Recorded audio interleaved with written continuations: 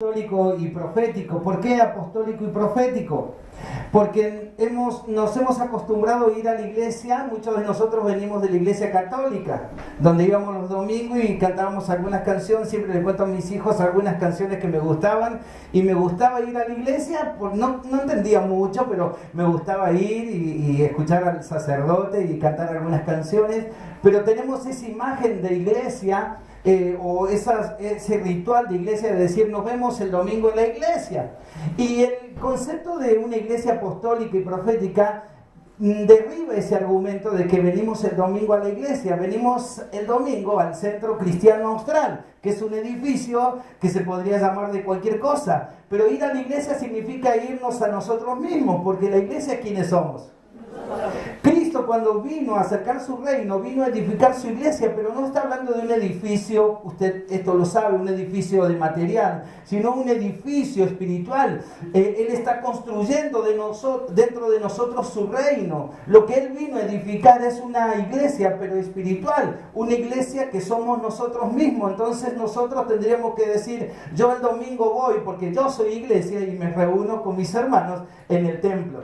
Pero nada más que para decirles esto, no es que usted no pueda decir te invito a la iglesia, porque es un concepto que lo tenemos asumido, pero sí es importante que usted y yo entendamos que la iglesia somos nosotros. Entonces yo, en mi casa, ¿qué soy? ¿Qué soy? Iglesia. ¿En el colegio? Iglesia. No está el pastor, no está el diácono, no está quien nos recibe en la puerta, pero soy iglesia. Por dentro mío se están cantando coritos, estoy predicándome por ahí adentro, estoy recibiendo una palabra de Dios. Yo soy la iglesia viva y yo me muevo en ese concepto de saber que Él vino a edificar una iglesia apostólica y profética. Le voy a dar lo que dice Efesios capítulo 2, versículo 20. Pero es necesario entender algunos conceptos que tal vez usted no se ha detenido, y es un tiempo para aprenderlo juntos. Estamos queriendo seguir el diseño de Dios. Una iglesia apostólica está queriendo bajar el diseño de lo que Dios quiere. Usted y yo queremos congregarnos y recibir una palabra, pero en el diseño de Dios eso es muy poquito. El diseño de Dios es levantar de nosotros ministros de Dios. ¿Cuántos dicen amén? De tal forma que nos llenemos del poder del Espíritu Santo y transformemos nuestras vidas en primer lugar, transformemos lo que está alrededor de nosotros y transformemos una sociedad. Ese es el diseño de Dios. El diseño de Dios y ese apostólico es que el apóstol, como un don de persona, como una persona, escucha lo que Dios quiere. Y muchas veces ese apóstol o el ministerio apostólico, la iglesia en sí tiene que ser apostólica y profética, tiene que ver cuál es el diseño de Dios. Cuando yo entiendo que el diseño de Dios es impactar al que está necesitado, me siento un instrumento valioso. ¿Me dicen amén? Cuando yo escucho que en el cielo se dice la mies es mucha y los obreros son pocos, hay un fuego que se tiene que levantar dentro de nosotros y decir, yo me levanto en pos del diseño de Dios. Y dentro de ese diseño es congregarnos, claro que sí, y estudiar la palabra. Pero el apóstol, el diseño apostólico de la iglesia es bajar ese diseño, ese secreto de Dios, esos pensamientos de Dios. Nos eleva de nivel y nos dice, pucha, yo estoy acá peleándome con pequeñeces y Dios tiene un propósito mucho más grande y poderoso. Pero algunas veces cuando Dios empieza a orar en tu vida y te empieza a hablar de alguna manera, hay pruebas, como decían algunas hermanas, hay situaciones que nos decaen, que nos echan atrás, y ahí es donde el ministerio profético debe levantarse primero en cada uno. El profeta es alguien que cierra los ojos, que no le importa lo que está mirando, y empieza a profetizar esa palabra dentro de él, y empieza a decir, Señor, vos estás conmigo. Si vos estás conmigo, nadie contra mí. Y aunque abra los ojos y hay muchos contra vos, van a caer 1000 y 10.000 a mi diestra, pero a mí no me tocarán, porque el profeta, el ministerio profético se enciende dentro de las personas. No estoy hablando de un profeta o de un apóstol, estoy hablando de una iglesia apostólica y profética, que tenemos la capacidad de encender lo que todavía no vemos. Tenemos la capacidad de creer lo que todavía no estamos viendo en el ámbito natural. Por eso es importantísimo saber que todo eso está dentro de mí, que yo por la profecía que está en mí, que es su palabra, yo puedo activarla en mi vida y puedo caminar. El profeta aviva lo que no vemos. ¿Me dicen amén los que me ¿me entienden? Pero el apóstol hace el diseño, hace el dibujo de lo que el profeta le acaba de decir. Algunas veces lo levanta en la iglesia y va guiando a la congregación, pero lo más sano es que la iglesia sea apostólica y profética. El profeta en la casa, el padre de hogar, la madre de hogar, un hijo, escucha lo que Dios le está diciendo, se levanta en oración, en ayuno, en estudiar la palabra y empieza a ver lo que todavía nadie ve. Y ese profeta está activando algo que todavía en el ámbito natural no está, pero ese apóstol que está dentro de él está viendo cómo llegar a hacerlo. Ay, ojalá que me explique. El profeta me dice: Gabriel, tenés que ir por allá, y yo quisiera pegar un salto y llegar allá, pero el apóstol hace que diseñe cómo llegar allá. Esa bolsa de cemento es algo apostólico. Pero también es algo apostólico cuando necesitábamos un terreno y en vez de preguntar por uno, preguntamos por dos. Amén. Y estamos preguntando por ahí atrás que todavía no lo ocupan. Entonces yo veo que no tenemos recursos suficientes, pero el profeta dice: dale, aunque la nube sea del tamaño de la mano, viene una gran lluvia. Amén. Ese profeta te deja intranquilo. Mis hijos servirán a Dios. Y no te deja en paz, te hace ir a orar a la noche por ellos, por su ropa, te hace hablar a los vecinos. El profeta no te deja en paz, pero el apóstol, la iglesia apostólica dice: ¿cómo lo voy a lograr? Amén. Es un trabajo hermoso en la presencia de Dios. Es un trabajo precioso saber que Él la creó de esa manera. Cristo vino a acercar su reino. Cristo es el apóstol. Miren lo que dice Efesios capítulo 2, versículo 20, por favor. Edificados sobre el fundamento de los apóstoles y profetas, siendo la principal piedra del ángulo Jesucristo mismo, en quien todo el edificio, digan conmigo por favor, edificio, bien coordinado, va creciendo para ser un templo santo en el Señor, en quien vosotros también sois juntamente edificados para morada de Dios en el Espíritu. Lo voy a leer de nuevo, creo que estaba escrito: edificados sobre el fundamento de los apóstoles y profetas. Dios nos manda que edifiquemos nuestra vida espiritual en estos fundamentos de los profetas y de los apóstoles y profetas, siendo el principal piedra del ángulo Jesucristo mismo. Él es la piedra principal en la iglesia de Cristo. Y vuelvo a decir, no del templo, es la piedra fundamental de mi vida. Si esa piedra fundamental nunca me va a abandonar, entonces yo nunca lo voy a abandonar. Ni aunque mi hermano que está a mi derecha hable mal de mí y me odie e intente matarme. Exagerado, ¿no? O si mis vecinos me aborrecen, o si en mi trabajo estoy sufriendo luchas. Si la piedra fundamental, que es la que está edificando mi vida, nunca me va a fallar, yo no tengo motivos para dejarlo a Él. Quédese tranquilo. Si esa piedra fundamental es la que te salvó, puedo edificar sobre esa piedra lo que Él quiere con mi vida. La piedra fundamental es Jesucristo. Y dice el versículo 21, en quien todo el edificio, eso somos nosotros, digan conmigo, somos nosotros. Mira que está a tu lado, tiene cara de ladrillo espiritual. ¿Qué cara de ladrillo? Algunos bloques de 20, que se da cuando son, algunos rojos, algunos de vista. Somos el edificio espiritual. ¿Saben que hay un avivamiento tan precioso cuando yo sé que soy un ladrillo en la iglesia espiritual y que estoy edificando la iglesia de Cristo en este lugar donde Él me plantó? Yo entiendo eso y empieza a crecer ámbitos de mi espiritualidad que no los conocía. Por eso dice, en quien todo el edificio, digan conmigo todos. Nadie se queda afuera. Nadie se queda afuera.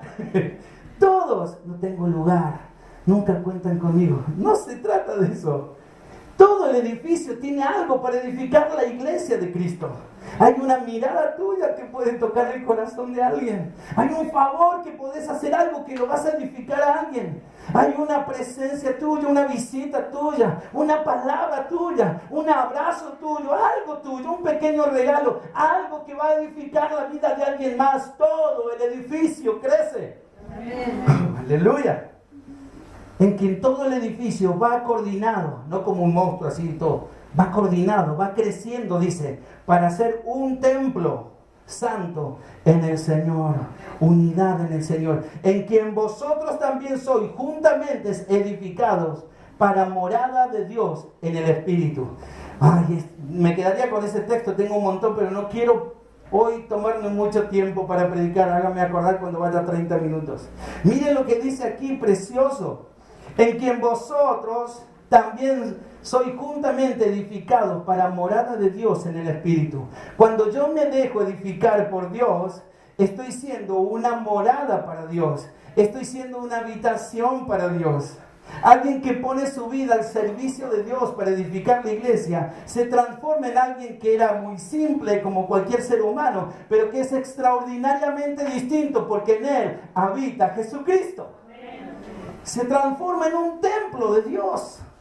Se transforma en alguien ungido de Dios, alguien que desarrolla el amor de Dios, porque entendió que es una piedra que está edificada su vida en el conocimiento y en esta doctrina apostólica y profética. Mateo 16:18 dice: yo también te digo que tú eres Pedro, y sobre esta roca edificaré mi iglesia. Digan conmigo, mi iglesia.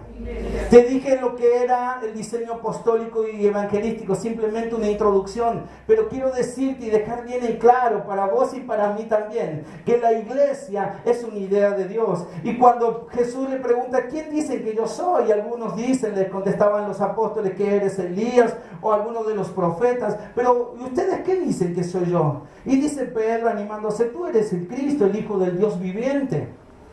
Y dice Jesucristo: no has recibido esta revelación de carne, sino de mi Padre que está en los cielos. Pedro está diciendo lo que nosotros estamos fundamentando en esta noche, que Cristo era el Hijo del Dios viviente. Y dice Jesús: Pedro, yo también te digo que tú eres Pedro. ¿Saben qué? Dios sabe quién es cada uno aquí. Me encanta que le diga Pedro. Yo sé también que eres Pedro, algo natural conozco, pero sobre esta piedra, y no está hablando de Pedro, sino que está hablando sobre la declaración que acaba de decir Pedro.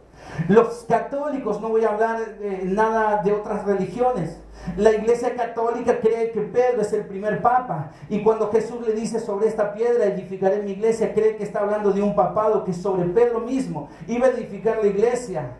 No es así. Lo que dice Cristo es que iba a edificar la iglesia sobre la declaración de Pedro, y la declaración de Pedro era que Cristo era el Hijo de Dios. Amén. Y sobre esa declaración Él iba a edificar mi iglesia, dice la palabra, y sobre esta roca edificaré mi iglesia, y las puertas del Hades no prevalecerán contra ella. Amén. Ahí está más o menos. Y las puertas del Hades no prevalecerán contra ella. Amén. Aleluya. La iglesia de Cristo tiene poder. No un ministerio, centro cristiano, como sea. Es la iglesia, sos vos dentro con Cristo. Es la iglesia, los redimidos por su sangre. Es una iglesia que tiene poder, que se unen en un mismo propósito. Y miren, ¿vieron cuando van los policías y allanan una casa y no pueden abrir las puertas que tienen esos caños y rompen? Eso está diciendo que la palabra de Dios, que es la iglesia, no está hablando de una iglesia que dice: uy, ojalá que el enemigo no venga. Uy, no voy a orar tanto porque ya veo que se me aparece ahí en la oscuridad del diablo y me muestra su rostro. Muchas personas no quieren santificarse y buscar de una manera exuberante a Dios o exuberante a Dios por miedo a que el enemigo se le enoje. Y dice la palabra de Dios que la iglesia que edifica a Cristo, que es de Él, las puertas del Hades no prevalecen. O sea que la iglesia avanza. Digan conmigo: avanza.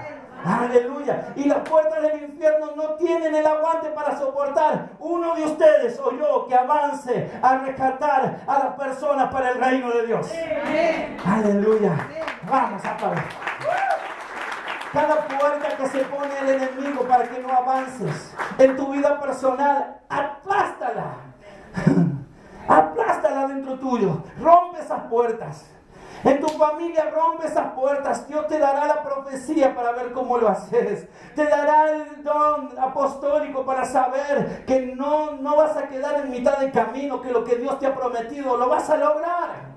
No hay puertas que puedan detener a la iglesia. Quiero que queden claros. La iglesia de Cristo no es una iglesia que tiene que poner ajos atrás de la puerta o una cintita roja en un auto para la envidia. No tiene que orarle a santos. Es una iglesia poderosa que le dice al pecado no, y la santidad viene, que dice: abriré mi boca y vendrán palabras de Dios, y esa palabra viene. Amén. Aleluya. Que es una iglesia que se dispone a buscar de Dios y la gloria de Dios viene.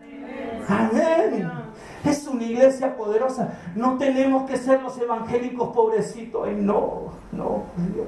No, el enemigo tiene que tener miedo de nosotros. Con autoridad, avanzar. Sé que no es fácil porque nuestra naturaleza es pecaminosa, pero cuando creímos en Cristo, unos versículos antes, el 2:17 dice la palabra: y vino y anunció las buenas nuevas de paz a vosotros que estabais lejos, hablando de Cristo, y a los que estaban cerca, porque por medio de Él, los unos y los otros, tenemos entrada por un mismo Espíritu al Padre. Es una iglesia que tiene entrada, papá. Amén. Amén. ¿Cuánta gente ha sufrido por ser huérfanos? O aunque tengan padre y madre, sentirse huérfanos. La iglesia que Él está edificando por el Espíritu tiene acceso al Padre. Amén. Aleluya. Amén. Él nos conoce. Es una iglesia poderosa. Romanos 1:5 dice: y por quien recibimos la gracia. Digan conmigo, con todo respeto le digo esto, simplemente lo hago para que no se me desconcentre. Digan conmigo: recibimos la gracia y el apostolado para la obediencia a la fe en todas las naciones por amor de su nombre. Quiero plantar esto. Esta es la iglesia que sos vos. Vos sos la iglesia. Y dice: por quien recibimos. Está hablando del Espíritu Santo que da Cristo. Por quien recibimos la gracia. ¿Saben? Me ha ministrado tanto esta semana la gracia. La gracia es algo, si lo resumimos o damos una definición, podríamos decir que es un regalo inmerecido. Que Dios nos ha dado la gracia, por gracia nos salvó. No merecíamos ser salvos, pero por gracia nosotros fuimos salvos. Pensando en eso, solamente pude describir la gracia dentro de mi corazón de muchas maneras. La gracia es aquella que no se detiene por mi pecado. Que mi pecado pudo haber herido personas, enfriado relaciones, pudo haber provocado en mí un devastador presente. Yo merecía la muerte, pero la gracia, eso no lo impide a entrar a mi vida. La gracia no le da asco nada. La gracia no se enfría por la situación del ser humano. La gracia no la puede detener nadie. La gracia se te aparece en un pensamiento, cuando te estás bañando, cuando te estás cambiando, estás trabajando. Cuando escuchas a alguien, la gracia viene y vas a decir: ¿cómo puede ser? Es algo más grande. Es tan grande la gracia que aunque yo quisiera hoy describirla de la mejor manera, me quedaría chiquito porque no entiendo cómo Cristo, siendo santo, murió por mí. Y dice que ese Espíritu me fue dado por la gracia. Él quiso que yo saliera de donde estaba. Él quiso sacarme, no me quiso dejar en esa situación.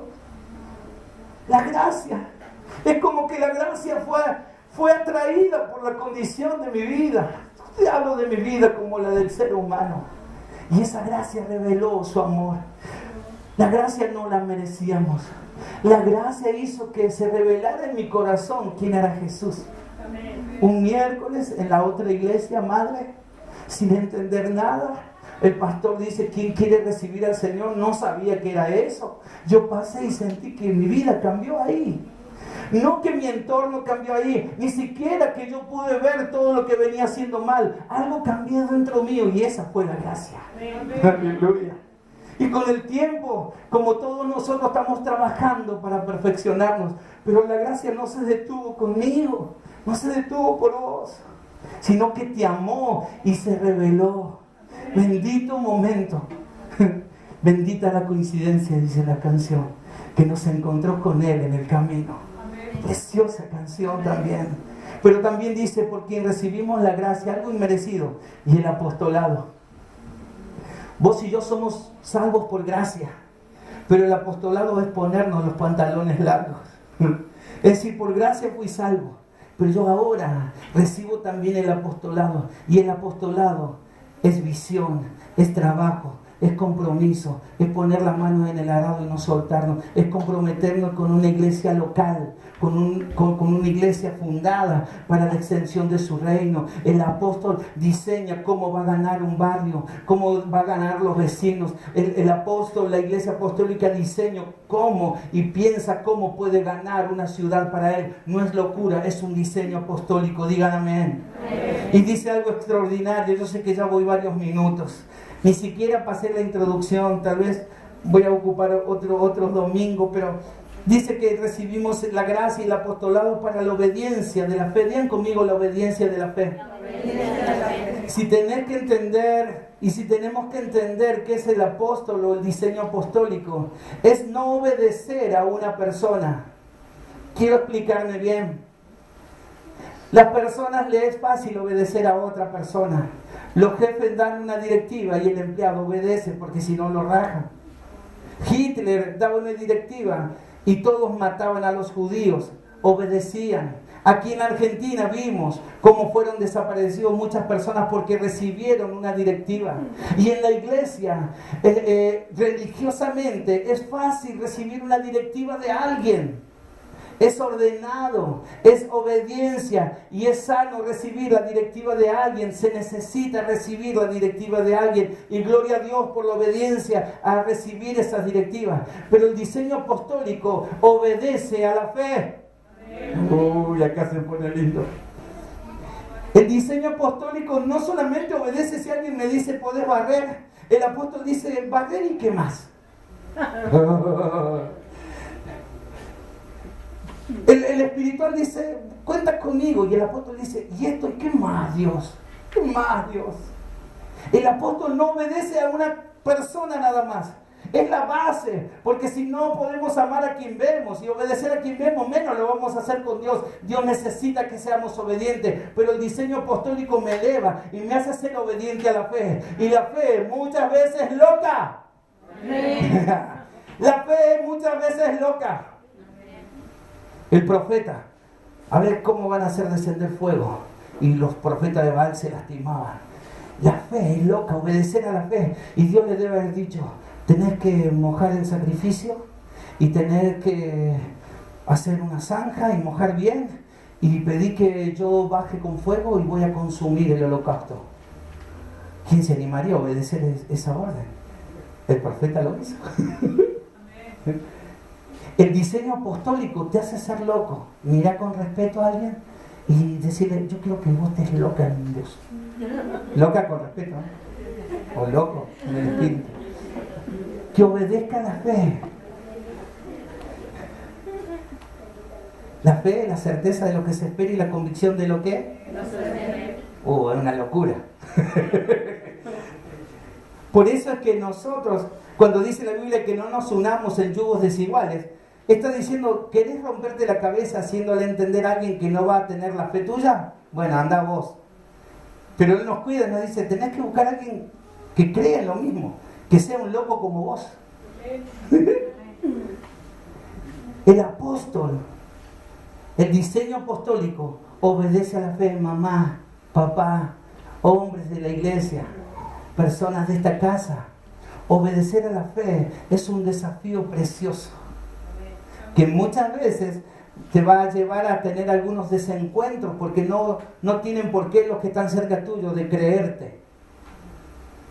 Pero algo pasa entre que te crean y suceda. Algo dentro tuyo toma tanta fuerza que a la larga, aunque no hables, lo impartís. Noé, tenés que hacer un arca. Decirle a mi familia y a toda la gente que me hablaste, Señora, háblame pero que escuchen todo. No, te dije a vos. Pero dale, amplificar un poquito la voz y que escuche todo, toda la gente, que se va a venir un diluvio, así me ayudan a hacer el arco. No, el arca, te digo a vos. Esa fe, esa obediencia a la fe, a la larga, pudo impartir Noé en los otros, en sus familias, que lo ayudaran. Y desgraciadamente la gente no creyó y pasó lo que sucedió. La gracia y el apostolado para la obediencia a la fe, decía de los padres, de las madres, de las personas que asisten a esta iglesia, empiecen a escuchar lo que dice la fe. empecemos a escuchar, nos atrevamos a escuchar y a obedecer lo que dice la fe. La fe te va a hacer locuras, benditas locuras, porque estamos edificando una iglesia espiritual y la recompensa ni siquiera la podemos imaginar. Ni siquiera vamos a saber cuál es la recompensa en el cielo. Sé que hay una recompensa, pero no nos imaginamos cuál será cuando nosotros obedecemos a la fe. En todas las naciones, por amor de su nombre. Voy a ir rápido para que luego oremos. Efesios 4:11, miren lo que dice. Y él mismo, ¿quién? Él mismo. ¿Quién? Él mismo. Hablando de él. ¿Por qué van a la iglesia? Porque él mismo la constituyó. Él mismo quiere que pase esto. Dice, él mismo constituyó a unos apóstoles, a otros profetas, a otros evangelistas, a otros pastores y maestros, a fin de perfeccionar a los santos para la obra del ministerio, para la edificación del cuerpo de Cristo, hasta que todos lleguemos a la unidad de la fe y del conocimiento del Hijo de Dios, a un varón perfecto. Digan conmigo, varón perfecto. Miren si tiene expectativa con nosotros Dios. No, tengo muchos errores. Sos un varón perfecto. No, mirad, me falta fe. Sos una mujer perfecta. Él está trabajando en nosotros a través de los ministerios que Él pone en la iglesia de Cristo, para yo ser edificado, para llegar a ser un hombre, una mujer perfecta. O sea que si Él está poniendo esos ministerios y algunos de ustedes están recibiendo un ministerio y están sirviendo a Dios, tu vida va a edificar al que está a tu lado hasta que esa persona llegue a ser perfecta. Por eso tenés que tener paciencia y un gran cartel que no se lee que esté diciendo, estoy en construcción, téngame paciencia. Y es hermoso porque no la ministra Cristo y viene diciendo, vos vas a ser así, vos así. La iglesia misma la edifica con los ministerios. ¿Cómo nos ama Dios? A la medida de la estatura de la plenitud de Cristo. Bueno, uno podría ser, me gustaría ser como tal hermano. No. Cristo dice que nos va a edificar hasta la medida de Cristo. Está pidiendo demasiado, Dios. Para que ya no seamos niños fluctuantes, llevados por doctrina de todo viento, por vientos de todo viento de doctrina, por estratagemas de hombres que para engañar emplean con astucia las artimañas del error, sino que siguiendo la verdad en amor, crezcamos en todo, en aquel que es la cabeza, esto es Cristo, de quien todo el cuerpo, digan conmigo todo el cuerpo, bien concertado y unido entre sí por todas las coyunturas que se ayudan mutuamente según la actividad propia de cada miembro, recibe su crecimiento para ir edificándose en amor. Está diciendo, quiero ir al gimnasio, dice mi mente, pero el pie tiene que ir al gimnasio. En el gimnasio mis músculos empiezan a crecer. Imagínense que la mente dice, voy al gimnasio. Y la mente dice, bueno, pero cortar tus piernas que se queden acá y andar a hacer pectorales y dice.